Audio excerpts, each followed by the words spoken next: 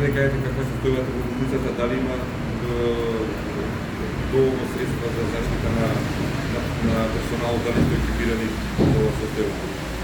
Прашањето ќе добие адекватен одговор ако знаеме на кога ќе трае состојбата. Значи ние имаме во моментот, што значи во моментот? Значи може да издржиме недела, две, меѓутоа не знаеме ни наплив на пациенти во нареден период, колку ќе бидат, така да постојано тоа е потрошен материјал. Заштитните средства се потрошен материјал кој што постојано треба да се дотура. Ако се реши проблемот со редовен дотур, нови средства кои ги имаме тендерски и ако продолжат добавувачите и наши подржувачи и пријатели да не доставуваат редовна количина на маски, капи и други заштитни средства, значи нема да имаме никаков проблем. Во моментот тој проблем го немаме.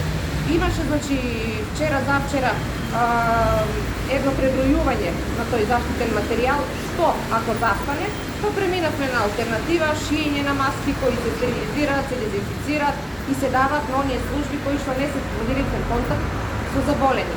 За останатите имаме доволно маски, капи, ракавици и заштитни мантили. И калјачи. Директорот на Министерството вчера излезе со податоци дека ќе ви испрати медицински персонал, но и дека ќе се направи план за работата на болницата. Има ли нешто ново на тоа поле, што е предвидено?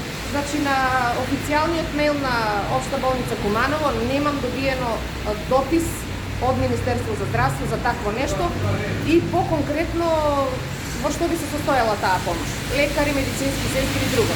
С оглед на тоа што тоа е заклучок на влада, потоа следува негова реализација од страна на Министерство за здравство. Се очекуваме во текот на денешниот ден. Истина ли дека уште пациенти преминал во скопските клиники поради сериозност на ситуацијата, а и претходно покажало дека негативен тестирање? Кој првиот пациент со СПИД? Знаете што многу се пациенти, ова е малку неблагодарно затоа што од ден во ден се менува состојбата, од час по час се менува состојбата. Да, упатуваме и пациенти кои се негативни. Значи во моментот, сега додека зборуваме, упатуваме пациент кој што вчера стигна резултат. Дека е негативен, меѓутоа клинички ја влошува состојбата.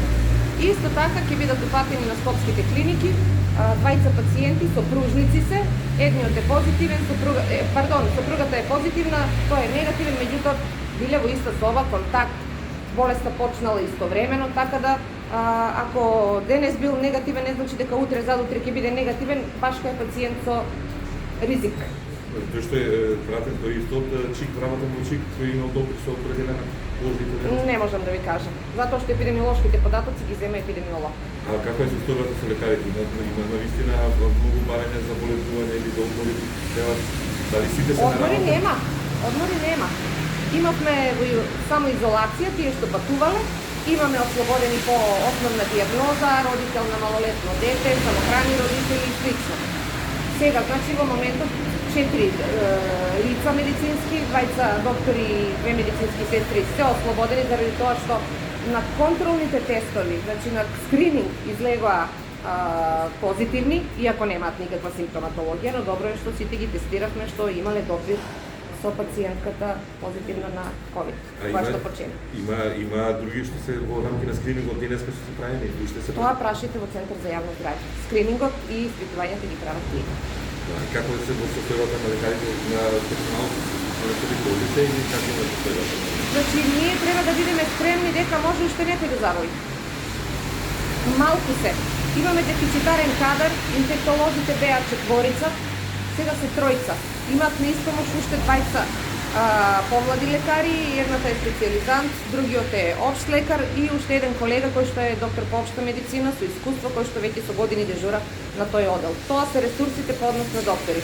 Што се однесува до медицинските сестри, се прави прераспределба на персонал согласно указот на Министерството за здравство за работа во вонредна состојба. Значи, од еден на друг одел, ама не шетање, туку се прераспределуваат таму каде што нема толку потреба, се упатуваат на помош на инфективниот одел. Всушност, инфективниот одел е од денес одел за изолација, а фебрилните состојби кои немаат позитивна анамнеза и сомнеш за коронавирусот, за COVID-19, се на оделот за убавност и грла.